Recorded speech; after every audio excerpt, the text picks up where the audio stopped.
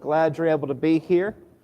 Aiden, I know you're sore, but if you wouldn't mind standing up and handing out some handouts to folks, that wouldn't be too troubling to you.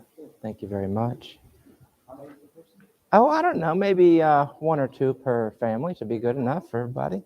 I don't know, people can share if need be. Reckon that's all right.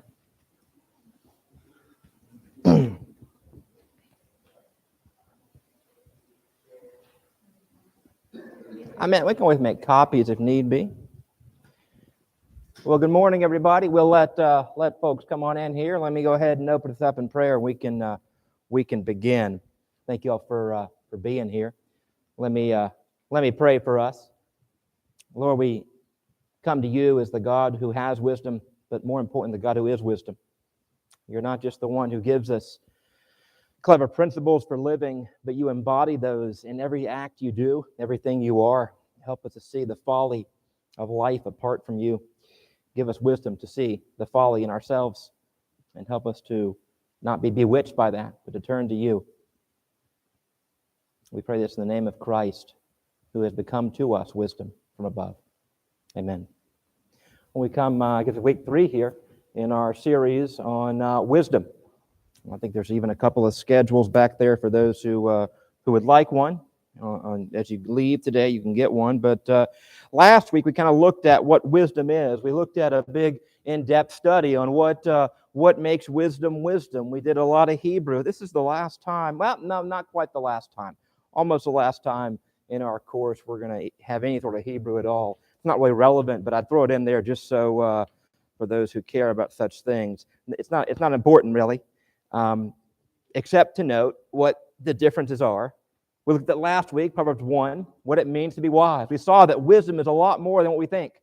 Wisdom's not just a bunch of common sense saying. It's not just ivory tower knowledge. Wisdom is hard. Wisdom requires learning. Wisdom is something you never totally get. And this morning we're going to look at the opposite. It's always helpful to look at the opposite to know what something is. It's helpful to look at what it means to be wise, but it's also helpful to see what it means to be foolish. You learn about something by looking at its opposite. Right? You learn what is the good by seeing what is the evil and avoiding it. And so before we get into our little category, our taxonomy, our guide to folly, I want to open up with a bit of a reading here for a second of Proverbs 8 and then of Proverbs 9. Not reading all of these, of course, but some of these two classic chapters. Proverbs 8, verse 1. Does not wisdom call? Does not understanding raise her voice? On the heights beside the way, at the crossroads she takes her stand. Beside the gates in front of the town, at the entrance of the portals she cries aloud, to you, O men, I call. My cry is to the children of man. O simple ones, learn prudence. O fools, learn sense. She goes on to say, take my instruction instead of silver, and knowledge rather than choice gold, for wisdom's better than jewels, and all that you desire cannot compare with her.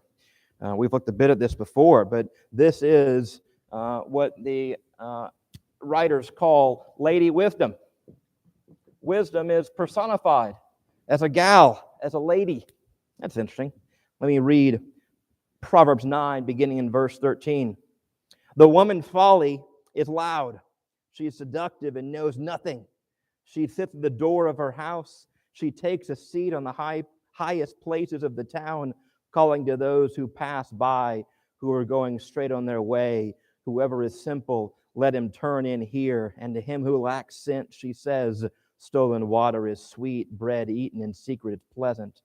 But he does not know that the dead are there, that her gifts are in the depths of Sheol. So we have here deliberately paralleled in Proverbs 8 and 9. We have Lady Wisdom, and we have Lady Folly. We have these two gals portrayed to us. I mentioned last time that God does not just give us a bunch of rules. He does not just give us simply abstract principles. Hey, follow this. Don't stick your hand in the socket. You'll kill yourself. He doesn't simply say, don't commit adultery. Don't steal. He says that, but then he puts it in picture form. He puts it not just in picture form, but he puts it in lover form. The whole book of Proverbs, let me sum up for you, and it's in one sentence. The whole book of Proverbs tells you that there is an order to life. We've covered this. There's an order to life. And the way you'll know if you're living in that order is by who you love. It's all about love. This little section here, Proverbs 8, Proverbs 9, right before the 290 Proverbs from chapter 10 to chapter 31, right before those 290 Proverbs that none of us can keep in our minds altogether in the moment of the battle. Right before all that, God gives to us a picture of two ladies. He gives to us a picture of Lady Wisdom. He gives to us a picture of Lady Folly.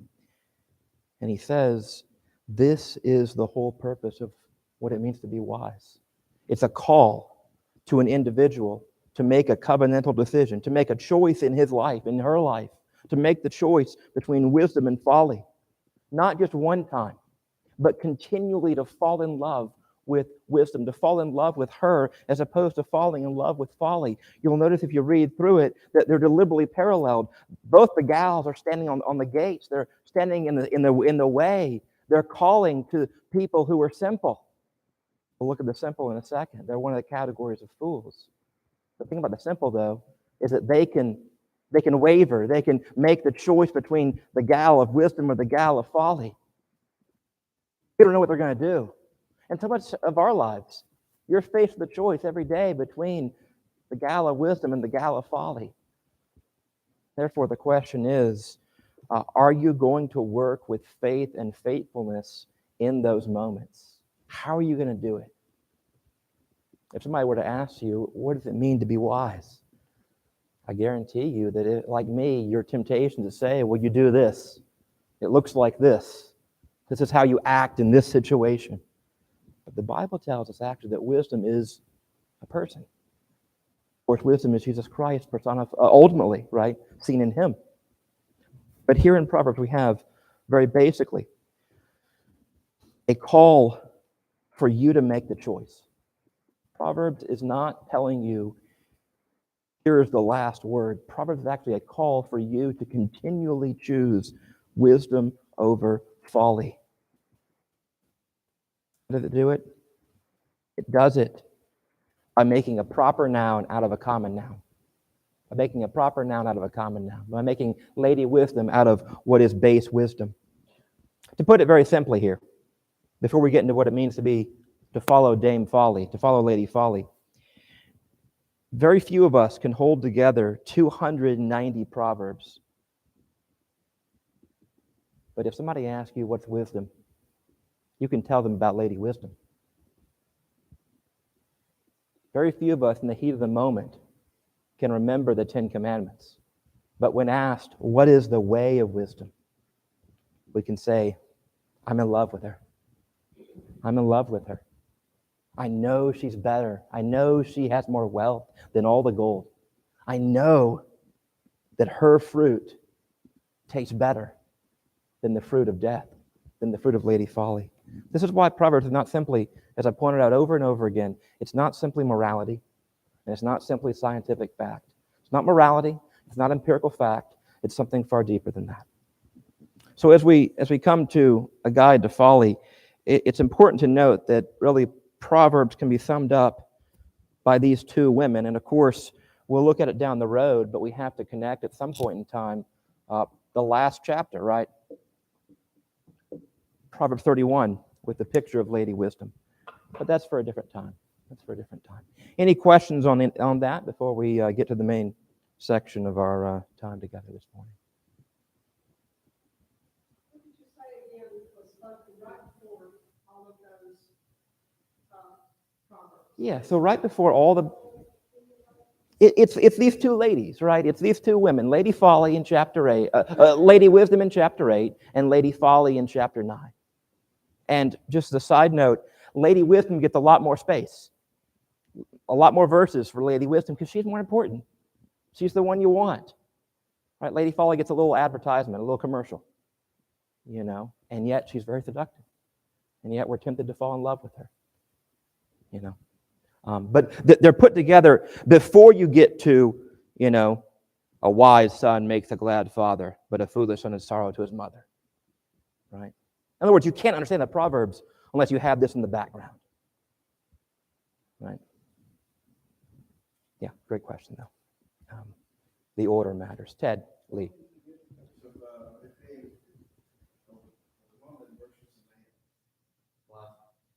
I mean, so obviously, typical ancient culture, you're going to prioritize the men are going to be the ones who are the active more so. They're going to be the ones who are falling in love. There's a twist on that, even in Proverbs we see, that mothers and women are called, Proverbs 31 really gives a kind of twist that other ancient cultures wouldn't have. But I think that there is that common refrain of Israel committing adultery, right? Adultery as spiritual folly, really, that comes into play here. I think the other thing is, of course, that often the son is mentioned here, right? Father teaching a son or a teacher teaching a student. Yeah. But even then, as I said, there's a subversion of that at the end of the book. Greg. The other thing I'd like to note is right in between wisdom and folly comes another theme that is just very evident all the way through Proverbs is the fear of the Lord is the beginning of wisdom, and the knowledge of the Holy One is understanding. Yeah. You see it in chapter 1, verse 7. You see it later in 19. A continual, I say, a point of where does this decision come from? What helps you make these decisions? Well, if you fear God, you're going to teeter towards wisdom. If you lack fear of God, you're going to teeter towards folly. Absolutely. Though notice again, it's only the start, right? It's not the actual having of it, but it's a starting point. Starting point. Yeah, very good. Very good, Greg. I appreciate you bringing that up because there is that common theme mentioned. Anything else? All right, moving along then. A guide to folly. I've already mentioned here that it's really the opposite of what it means to be wise, and yet you'll notice with these two ladies, it looks similar. Right? The ladies are doing similar things. They're both standing. They're both calling. They're both women. They're both attractive in some ways. They seem to be very similar. Wisdom and folly can seem very similar. But throughout the book of Proverbs, the opposite of wisdom is called foolishness. I have here at the top of your handout kind of a key verse if you want to know a lot about folly. 3 types of fools are mentioned here. Proverbs 1:22. How long, O simple ones, or you who are simple, love your simple ways? How long will mockers or scoffers delight in mockery or scoffing, and fools hate knowledge? It's a classic verse here that shows us that we use the word fool today. It means somebody, you're an idiot. You're not smart. You fool. It's a little more than an insult. But in Proverbs, in the Bible, fools are people who are habitually out of touch with the pattern of reality. Recall that wisdom is knowing the pattern, and second, knowing that much of the pattern of reality is hidden from your view. The fool either thinks there's no pattern, which is a kind of a relativistic move, or thinks they can do the pattern themselves, which is kind of the moralistic move. Right? One's a more progressive, one's a more conservative error. But the fool, generally, is somebody who thinks they know reality, but they're wrong, or they don't know reality at all, and they're wrong. You can't treat your body however you want to. You can't treat people however you want to and expect to have great friends and a strong family. You can't live selfish lives and expect society to function properly. But there are various forms of foolishness. Yet you think about just beginning at the very basic question of what does it mean to have folly? Consider what Christ says. Christ gives a whole parable. I don't know if I mentioned this the first week or two, but in Proverbs, in Proverbs 1 verse 6, the ESV translates this to understand a proverb and a saying. That word saying is actually the word parable.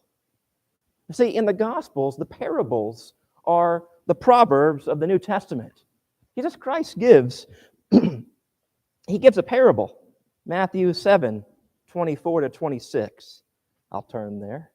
You don't have to, right? Matthew 7, classic statement, 24 to 26. We see here, everyone who hears these words of mine and does them will be like a wise man who built his house on the rock, and the rain fell, the floods came, the winds blew on the house, but it did not fall because it had been founded on the rock.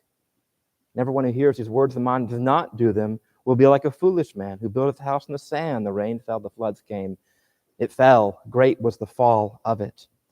Doesn't mean you can't build a house, right? Notice the parable. You can build a house. You can build a life. You can have a great life. You can have a long life. You can build your house on the sand. You can build your house against the grain of reality, physically, psychologically, relationally, spiritually. But one day the rain's going to come.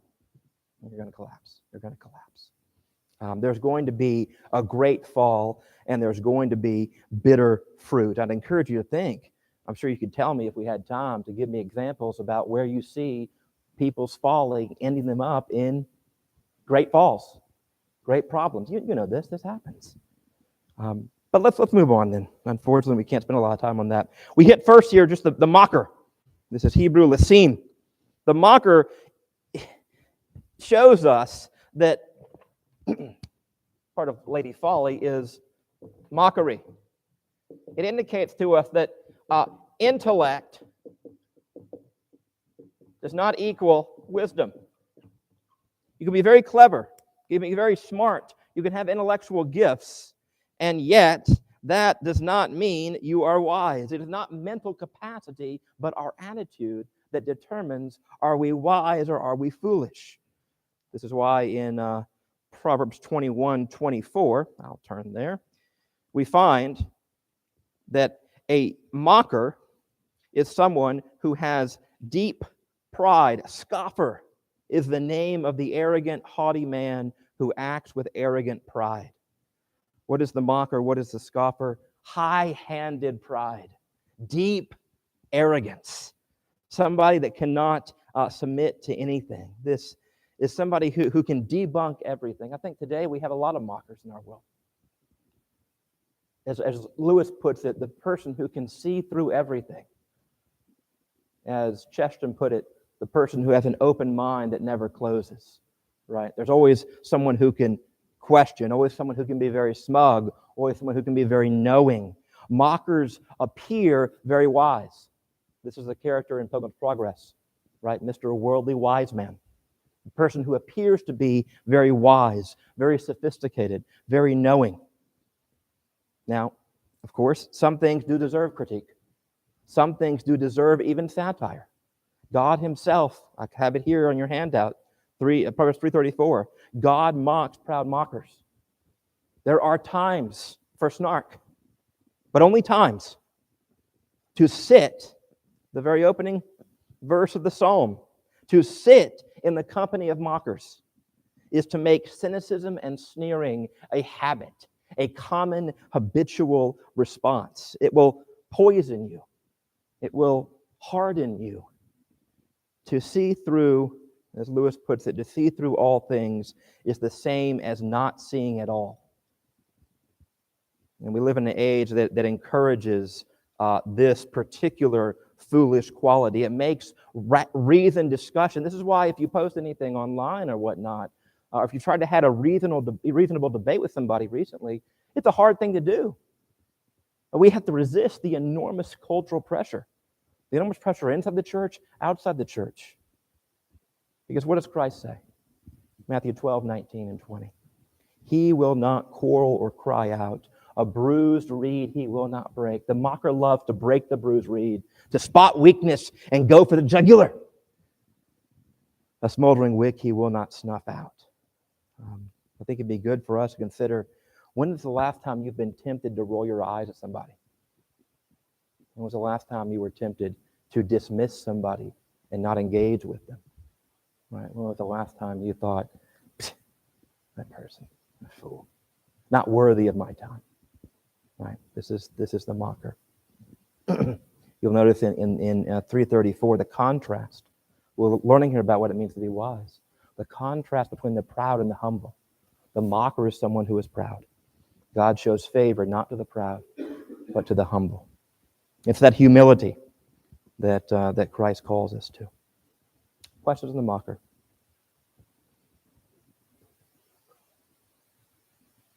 And we come to the simple, and we'll talk a little bit here about the relationship between the simple and the mocker. It's an interesting relationship. But the second category that Proverbs lays out for us, I'm going to put it in the middle here, is the simple. This is the petit, or the petayim, plural. The simple believe anything. Every kind of fool is out of touch with reality in a different way. The mocker thinks, I know all reality. Nothing is hidden from my brain, from my sight. Wrong. You're not God, mocker. Right? But the next fool, second fool, is the simple. The simple are those who are like children, too easily led, too easily influenced. They often are over-impressed by the spectacular. They're not impressed by the ordinary. They're over-impressed by the dramatic. They're taken in by charismatic or forceful personalities. They need approval often. These are people who constantly seek it. They'll support leaders who promise them peace and prosperity, but may be tyrants in disguise. They may be intellectually lazy. They may fall for get-rich-quick schemes. There's a variety here, of course. But what's striking here is that the simple are not quite placed in the category of the fool. They are, well, open to either way. They can graduate into full-blown fools, or they can become wise. This is why, even as we read, Lady Wisdom and Dame Folly, both the ladies, they're calling out to the simple particularly. They're saying, hey, simple people, come to me. And Folly says, no, come to me. It's hard to have that level of discernment. As we read verse 5, Proverbs 8, O simple ones, learn prudence. Whereas Folly says, 9:16, whoever is simple, let him turn and hear. The simple is the person who is gullible, who is willing to believe anything. Now notice carefully, simple does not mean podunk. Simple does not mean culturally illiterate. The simple can discuss, high culture. You can be sophisticated. You can be well off. You can be well connected. You can be educated, but simple. You can discuss all the great questions of the day, but be simple. On the other hand, you can be unsophisticated. You can be a bumpkin. You could not be well off, not be well educated, not be well connected, yet be wise. The two are not equated. And one of the marks of the fool is to equate sophistication with wisdom. There's a tendency even today to look at cities and glorify in the Christian church. Glorify cities. The cities are where things happen. Therefore, we need to be there. Right? But I think if you consider yourself and consider your life, you can probably think about somebody you've met who you thought at first was simple, but turned out to be wise. You thought they were a rube, but turned out actually to be smarter than you. If you think about that, what kind of traits did you see? You've had the experience. You thought, you looked down on somebody, but then you discover later they're actually very wise. What kind of qualities did you see in that person? What do you see in someone who you thought was simple, but actually proved to be a person of wisdom?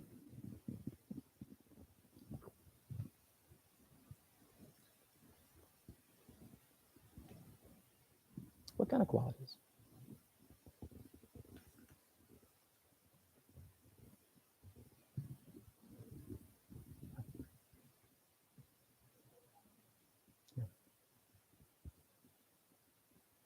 I think there's humbleness that's deep there, Taylor, because there's not relying on your sophistication. You're not using that as your identity, who you are. That's good. That's good. Yeah. Now, as I mentioned, the simple and the mockers have an interesting relationship. The simple are those who are often led astray by the mockers. This is why today in our current culture, the ones who get all the publicity are those who are mockers, those who debunk, those who, put up a video and say the experts are wrong, or those who put up a video and say the experts are right, those who kind of debunk one theory or this theory. And the problem is, if you're the simple and you look up to the mocker, you never actually develop loyalty. You never develop that trait that the New Testament talks about, perseverance, because there's nothing to persevere with. You're always debunking everything. You never have that long-suffering steadfastness that marks Jesus Christ. He set his face towards Jerusalem. He set it like flint. But in a world of mockery, in a world that debunks everything, there's no loyalty ever. It's a fair weather fan at best. You have the eyebrows that are arched. You have the sighs that are knowing at just the right moment to make you doubt, to make you critique, to make you feel impressive. So simple people, beware. Beware and learn sense. Any comments on that before we proceed to the obstinate?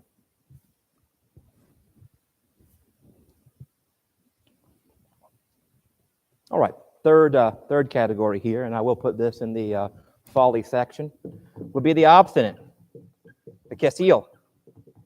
Those who are, well, they think they're wise.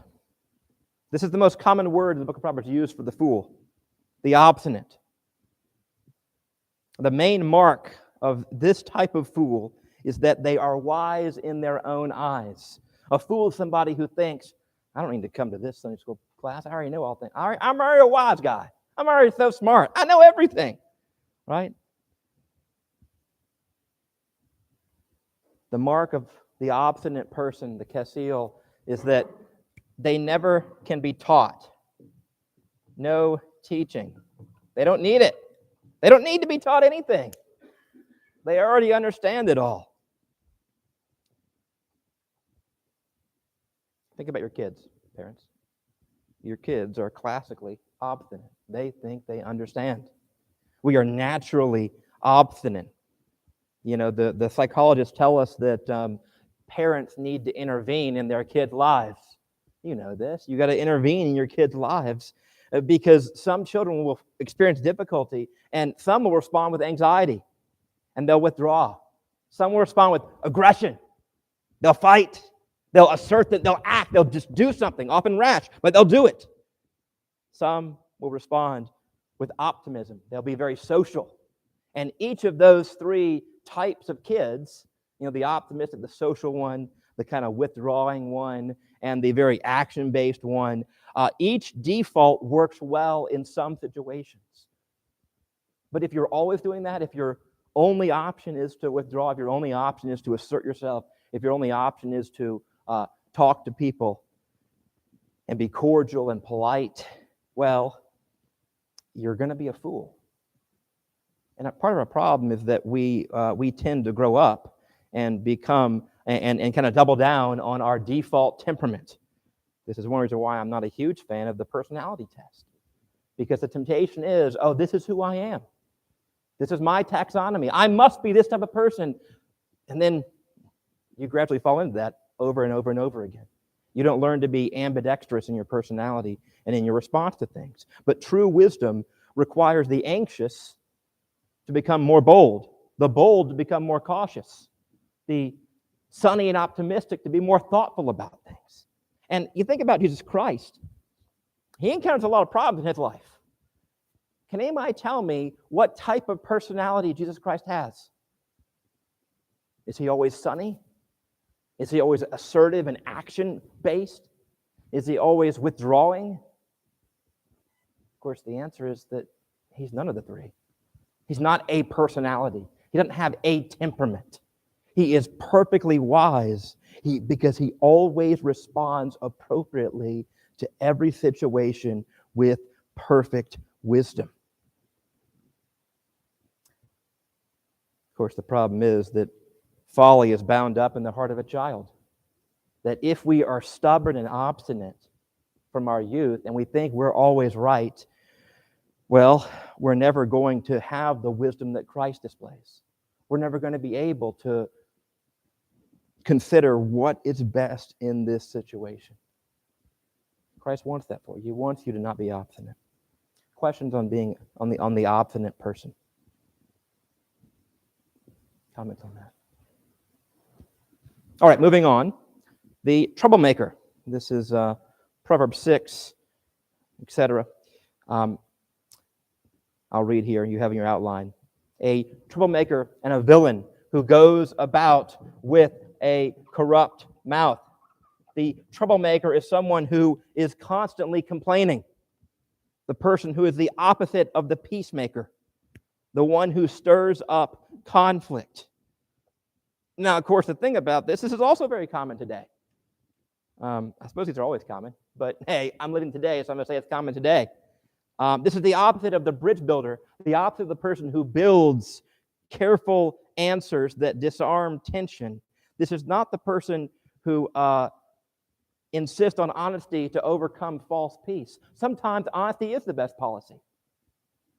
But if you find yourself always telling the truth to people, if you find yourself just giving the facts and not caring about other people, maybe over time the wake of ruined relationships in your path will tell you that you're actually the troublemaker. We're told in 6:15 that disaster will overtake the troublemaker. The ultimate reason that they will fall is because the Lord hates a person who stirs up conflict in the community. And so part of the fool is someone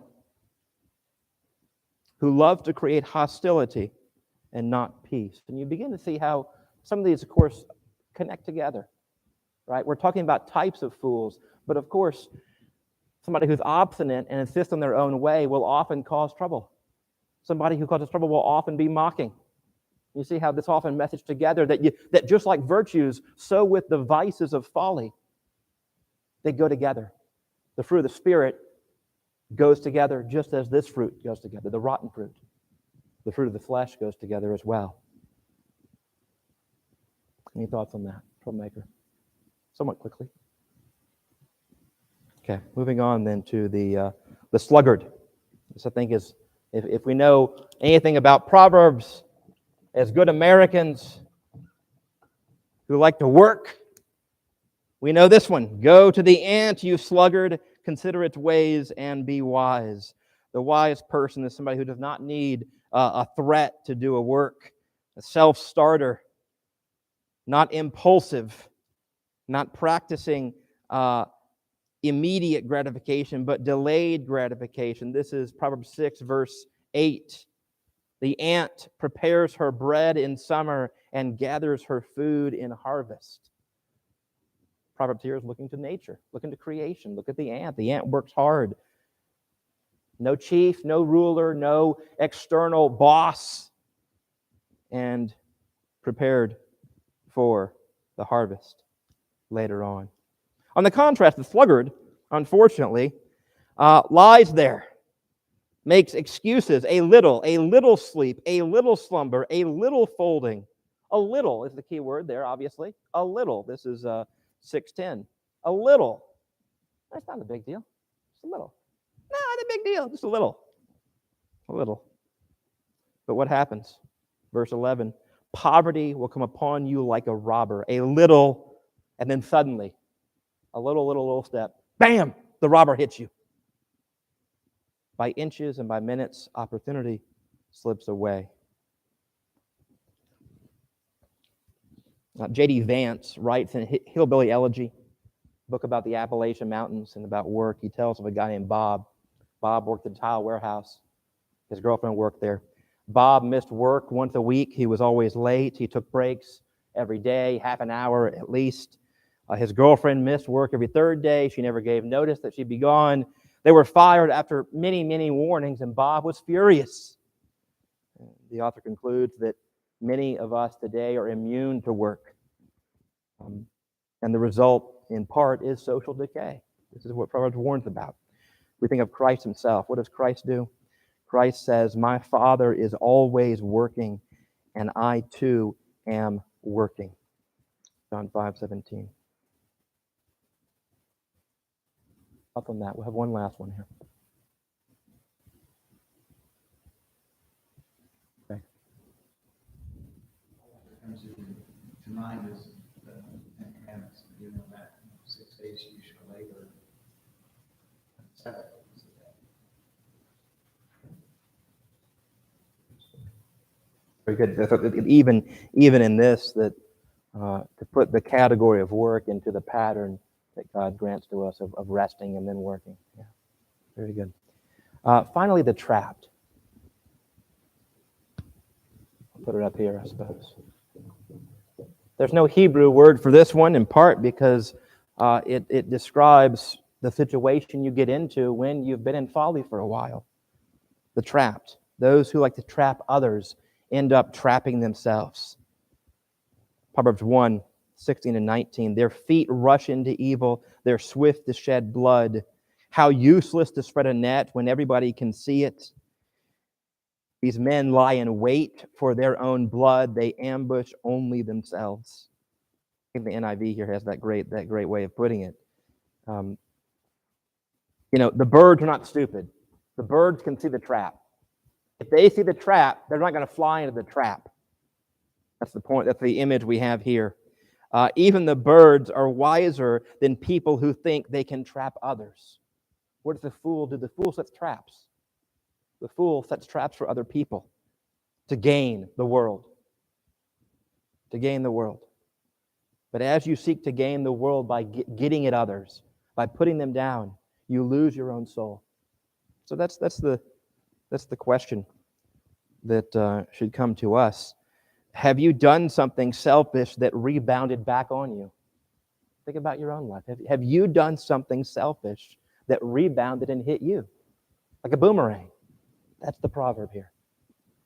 Right? You lie in wait, but you lie in wait for your own blood. You set an ambush, but you're the one who gets ambushed yourself.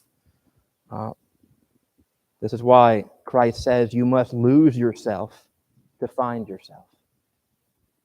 You must lose yourself to find yourself. That's the gospel. I guess that's sufficient for this day as we come to consider what it means to be a fool. Some of this, I hope, has made you want to be in love with Lady Wisdom. Are you finding that these descriptions of folly are really describing your own life? I think they certainly describe mine in some ways. They certainly cause me to say, where is the mockery? Where is the obstinacy? Where is the making trouble? Where is the sluggishness? Where is the entrapment? It's that humility that we've been talking about.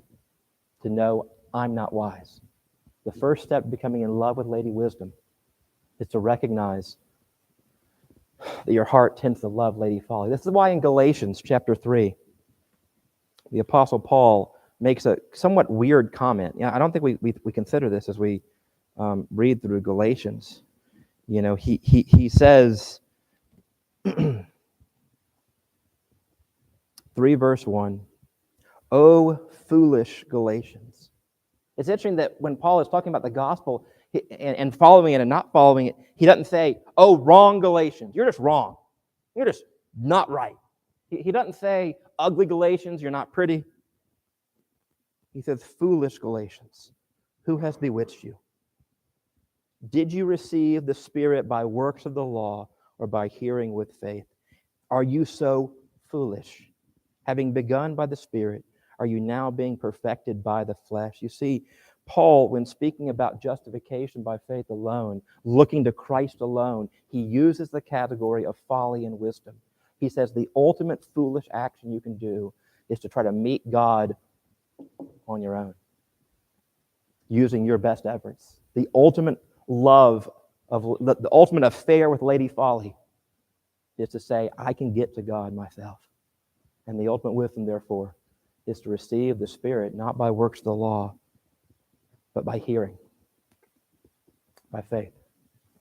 That's what it means, really, even as Greg mentioned, to fear the Lord, to trust Him. Say, your way, not my way. No more obstinacy. Your way, not my way. Your work, not my work. There's wisdom for us, friends. Let me go ahead and close this in prayer. Father, we come to you and we ask that you would grant to us the heart that wants to be in love with wisdom. Give us a heart that seeks after her.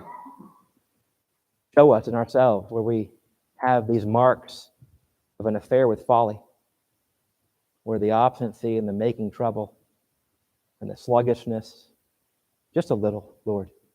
And ultimately, Father, above all else, the love that we have for our own aims, our own dreams, ourselves. Give us that humility of spirit. Give us that seeking after you. And grant to us Christ himself as our wisdom. I pray this in his name. Amen. Thank you all, as always.